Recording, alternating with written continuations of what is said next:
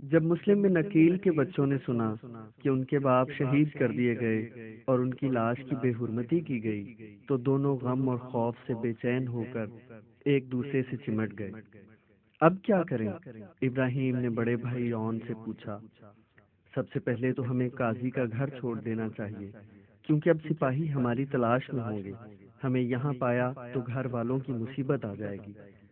مہمان نوازی کی ہمیں یہ سزا نہیں دینا چاہیے۔ دونوں قاضی کے پاس گئے۔ وہ بیچارے خوف سے تھر تھر کانپ رہے تھے۔ اتنی ہمت نہ تھی کہ معصوم بچوں کو گھر سے نکال دیں۔ دوسری صورت میں جانتے تھے کیا انجام ہوگا۔ بچے جو پہنچے تو شرم سے گردن جھکا لی۔ آپ بالکل پریشان نہ ہوں، ہم یہاں سے چلے جائیں گے، آپ پر کوئی آنچ نہ آئے گی، اون نے کہا۔ میں بہت شرمندہ ہوں بچوں، اپنی طرف سے نہیں، اپنے معصوم بچوں کی جان کا خوف ہے۔ تمہیں بھی نہ بچا سکوں گا، یہ درندے نہ جانے تم لوگوں کی کیا گت بنائیں گے۔ تم تیار ہو جاؤ، میں تمہیں اپنے بیٹے کے ساتھ چپکے سے نکلوا دوں گا، وہ تمہیں حفاظت سے لے جائے گا۔ سنا ہے کئی قافلے جا رہے ہیں، وہ تمہیں مدینہ تمہارے چچا کے پاس پہنچا دیں گے۔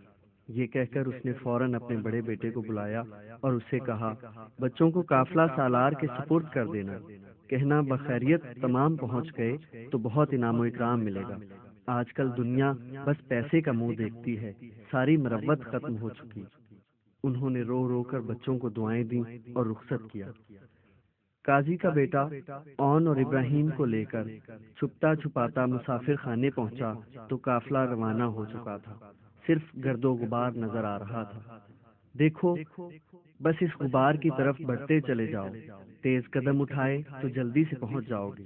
اگر کسی نے مجھے تمہارے ساتھ دیکھ لیا تو پہچانے جاؤ گے اور سب کیے دھرے پر پانی پھر جائے گا، تمہاری جانیں بھی جائیں گی اور میرا خاندان بھی برباد ہوگا۔ بس بھائی، آپ کی اتنی ہی عنایت بہت ہے، آپ فکر نہ کیجیے، ہم بخیریت قافلے تک پہنچ جائیں گے۔ یہ کہہ کر دونوں رخصت ہوئے اور تیزی سے قافلے کی طرف بھاگنے لگے۔ بچوں کی عمر 9 اور 10 برس تھی۔ بھاگتے بھاگتے دم بھول گئے مگر غبار کو نہ پکڑ پائے۔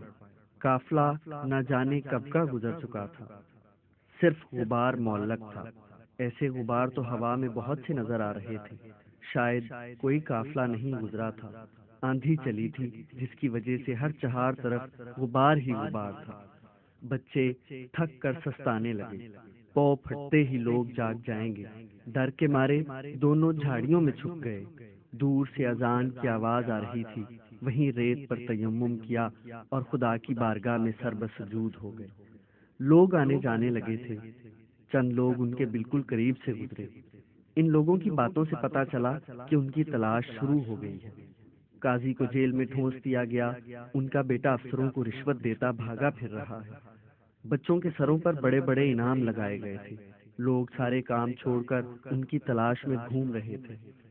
وہیں جھاڑیوں کی آڑ میں دونوں کو نیند آ گئی۔ ایک دم آنکھ کھلی تو دیکھا کہ چاروں طرف سے سپاہیوں کے نرغے میں ہیں۔ انہیں ابن زیاد کے پاس لے گئے۔ وہ اس وقت کسی اہم مشورے میں مشغول تھا۔ انہیں جیل میں ڈال دیا گیا۔ اس جیل کا محافظ بڑا دیندار آدمی تھا، بوڑھا بھی بہت تھا۔ اسے نہ موجودہ سیاست کی چالوں کا پتہ تھا، نہ کوئی ہمدردی۔ اس جیل میں عموماً چور، ڈاکو اور قاتل ہی رکھے جاتے تھے۔ سوچا ان بچوں نے شاید کوئی شرارت کی ہوگی، کسی نے مذاق میں دھمکانے کو جیل میں بند کر دیا ہے، گھنٹہ 2 گھنٹے میں چھوڑ دیے جائیں گے۔ کیوں بچوں، اب تو شرارت نہیں کرو گے؟ اس نے یوں ہی بچوں سے کہا۔ ہم نے کوئی شرارت نہیں کی، بچوں نے بڑی سنجیدگی سے کہا۔ ہمیں بیوقوف بناتے ہو، بتاؤ کیا بدماشی کی تھی؟ کیا حاکم کے باغ سے پھل چرائے تھے یا اس کے پرندوں کو پریشان کیا؟ ضرور تم نے اس کے حوض کے شفاف پانی میں ریت جھونکی ہوگی یا اس کے استبل میں اینٹ پھینک کر گھوڑوں کو بھڑکایا ہوگا۔ نہیں، ہم نے کچھ نہیں کیا۔ کچھ نہیں کیا تو کیا سپاہیوں کا دماغ خراب ہے جو اتنے چھوٹے چھوٹے سے بچوں کو فضول میں پکڑتے پھریں؟ شاید آپ نہیں جانتے کہ ہم کون ہیں۔ کون ہو تم؟ تم ہی بتاؤ۔ ہم مسلم بن عقیل کے بیٹے ہیں۔ مسلم بن عقیل؟ ان پر خدا کی رحمت ہو، امام حسین ابن علی کے وکیل ہیں۔ میں یہاں جیل میں خود ایک قیدی بن گیا ہوں، کچھ خبر نہیں کہ دنیا میں کیا ہو رہا ہے۔ امام کب تشریف لا رہے ہیں؟ ان کی قدم بوسی کے لیے تو میں ضرور جاؤں گا۔ بڑے میاں نہ جانے کن خوابوں کی دنیا میں رہتے ہیں، اون نے ابراہیم سے کہا۔ بیچارے کو کچھ پتا نہیں۔ تب بچوں نے ساری تفصیل سنائی۔ بوڑھے آدمی کو دھوکہ نہیں دینا چاہیے، اس سے جھوٹ بول کر رہائی حاصل کرنا ٹھیک نہیں۔ بڑے میاں سن کر رونے لگے۔ یا خدا، دنیا کس رخ جا رہی ہے؟ ابھی پیغمبر اسلام کو رحلت کیے 50 برس ہوئے ہیں کہ لوگ ان کی تعلیم کو مسخ کرنے لگے۔ ہماری وجہ سے تم پر آفت نازل ہو جائے گی۔ اب اس سے بڑی آفت کیا نازل ہوگی؟ میری آنکھوں کے سامنے قیامت برپا ہے۔ بچوں، نہ میرا کوئی آگے ہے نہ پیچھے، بس جیل خانے کے دروازے پر بیٹھا موت کا انتظار کر رہا ہوں۔ موت آ گئی تو رہائی پا جاؤں گا۔ تم چلے جاؤ، اور خدا کرے تم آرام سے امام کے حضور میں پہنچ جاؤ۔ ان سے میرا سلام عرض کرنا اور کہنا کہ مرنے سے پہلے ان کے دیدار کی آرزو ہے، خدا قبول کرے۔ بچے وہاں سے چھوٹ کر پھر ادھر ادھر بھٹکنے لگے۔ موقع مل جاتا تو 2 گھونٹ پانی حلق سے اتار لیتے، کہیں کچی پکی کھجوریں مل جاتی تو کھا لیتے۔ جیل خانے جاتے وقت کسی نے پیروں سے جوتے بھی چھین لیے تھے۔ گرم ریت اور پتھروں پر چلتے پھرتے پیروں میں آبلے پڑنے لگے۔ خاردار جھاڑیوں میں پناہ لینے سے کپڑے بھی تار تار ہو گئے۔ بھائی، بھوک لگ رہی ہے، اون نے بڑے بھائی سے کہا۔ ٹھہرو، ابھی کھجور کا پیڑ ملے گا تو جی بھر کے کھا لینا۔ کھجوریں پکی نہیں، بہت بدمزہ ہیں، تھوڑے دنوں میں پک کر مزیدار ہو جائیں گی۔ بھائی، ہاں، اماں یاد آ رہی ہیں۔ بڑا بھائی گلے میں اٹکے آنسو پی کر بات ٹال گیا۔ 1 سال کا تو فرق تھا دونوں بھائیوں میں۔ ابا بھی یاد آ رہے ہیں۔ بڑے نے منہ پر ہاتھ رکھ لیا اور کچھ نہ بولا۔ کیا ہم سے خفا ہو بھائی؟ نہیں تو پھر بولتے کیوں نہیں؟ ابراہیم نے آنسو چھپانے چاہے مگر ناکام رہے۔ دونوں لپٹ کر رونے لگے۔ چھوٹے کی چیخیں نکل گئیں تو بڑے نے منہ پر ہاتھ رکھ دیا۔ پھر دونوں لذیذ کھانوں کا ذکر کرنے لگے۔ قاضی صاحب کے ہاں کباب بہت خستہ بنتے تھے، مگر اماں جو قورمہ اور دودھ کھلاتی تھیں وہ بہت اچھا ہوتا تھا۔ بادام بھی تو لذیذ ہوتے ہیں۔ سفید روٹی اور پنیر بھی اچھا ہوتا ہے، شہد کے ساتھ۔ چلو سے پانی پیے جاؤ، پیاس بجھتی ہی نہیں۔ کٹورے میں پانی کتنا میٹھا ہوتا ہے۔ مزے مزے کی باتیں کرتے تو ہنسی نکل جاتی، دونوں سہم جاتے۔ بچے تو بڑے سخت جان ہوتے ہیں، کیسے بھی لاڈ پیار سے پلے ہوں، جب مصیبت آن پڑتی ہے تو بڑوں سے زیادہ ضبط کا اظہار کرتے ہیں۔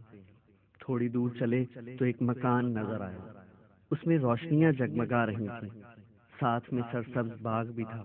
دونوں چپکے چپکے جھانکنے لگے۔ لوگوں کے ہنسنے بولنے کی آوازیں آ رہی تھیں۔ یہ اس فکر میں تھے کہ لوگ سو جائیں تو اندر داخل ہوں۔ جب اندھیرا ہو گیا تو دونوں چپکے سی دیوار پر چڑھ کر اندر کود گئے اور ایک پیڑ پر چڑھ کر بیٹھ گئے۔ وہاں سے کچھ حصہ اندر کے صحن کا بھی نظر آ رہا تھا۔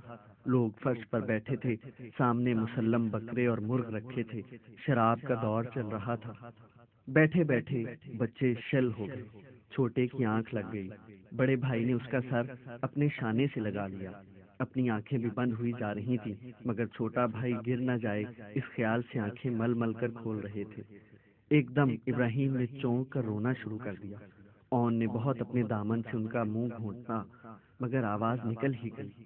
ایک لونڈی کچھ پھل لیے جا رہی تھی، ٹھٹک کر سننے لگی۔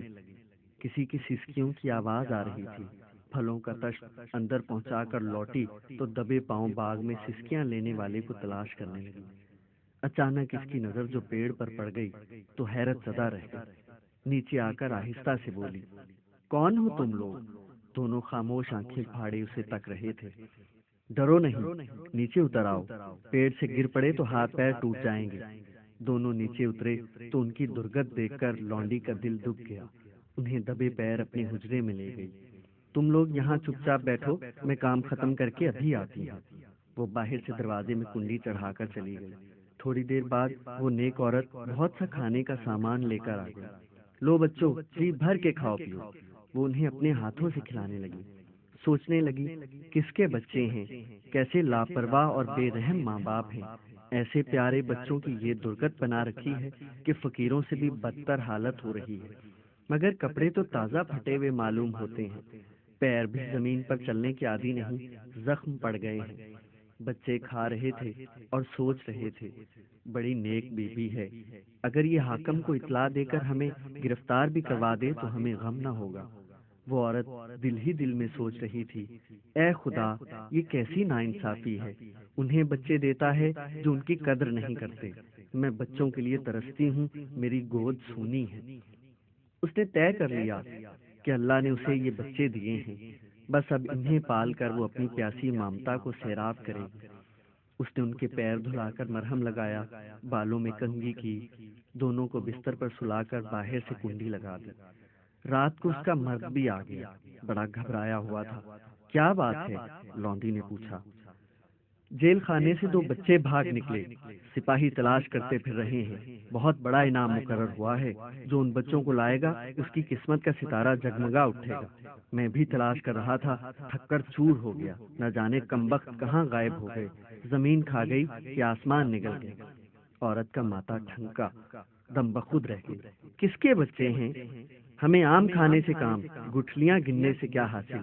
کسی کے بھی بچے ہوں ہمیں کیا؟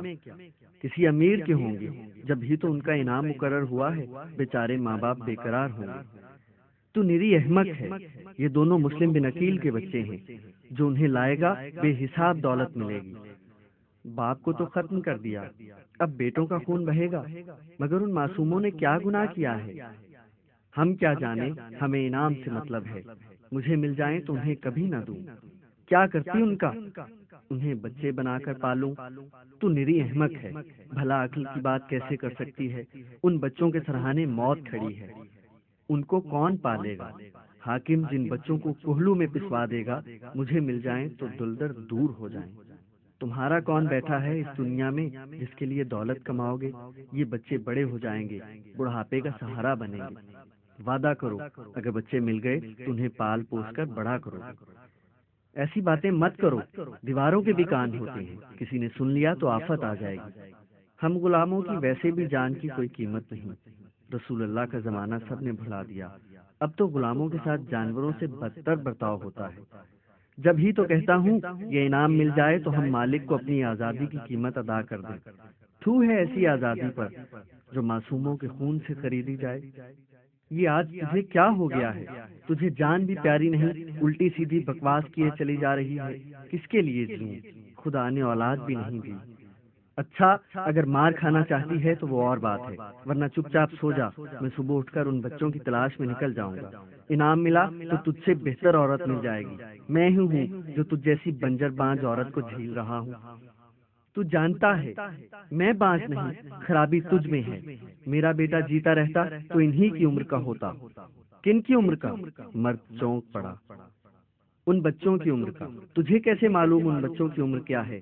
بس یوں ہی اندازہ سے کہہ دیا۔ عورت گھبرا گئی۔ تو مجھے چکمہ دے رہی ہے، بتا وہ بچے کہاں ہیں؟ میں کیا جانوں کہاں ہیں، اور جانتی بھی تو تجھ جیسے کسائی کو نہ بتاتی۔ خیر نہ بتا، اللہ میری مدد کرے گا۔ اللہ تیری مدد ہرگز نہ کرے گا، شیطان سے مدد مانگ۔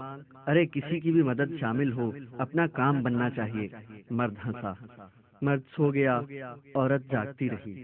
خوف کے مارے نیند اچاٹ ہو گئی، سمجھ میں نہیں آ رہا تھا کیا کرے، بچوں کو کہاں چھپائے۔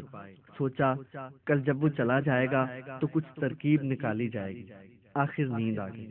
رات کو نہ جانے ابراہیم نے کچھ ڈراؤنا خواب دیکھا کہ نیند میں بے اختیار پھوٹ پھوٹ کر رونے لگا۔ بڑے بھائی اون نے بہت ابراہیم کا منہ بند کیا، بہلایا پھسلایا، مگر سسکیاں نہ رکیں۔ اس وقت اس ظالم کو بھی شیطان نے جگا دیا۔ عورت کو سوتا پا کر دبے پیر اٹھ کر دیکھا، پاس کے حجرے میں کنڈی چڑھی ہے، اندر سے سسکیوں کی آوازیں آ رہی ہیں۔ کھولا تو بچوں کو دیکھ کر ہکا بکا رہ گیا۔ کون ہو تم لوگ؟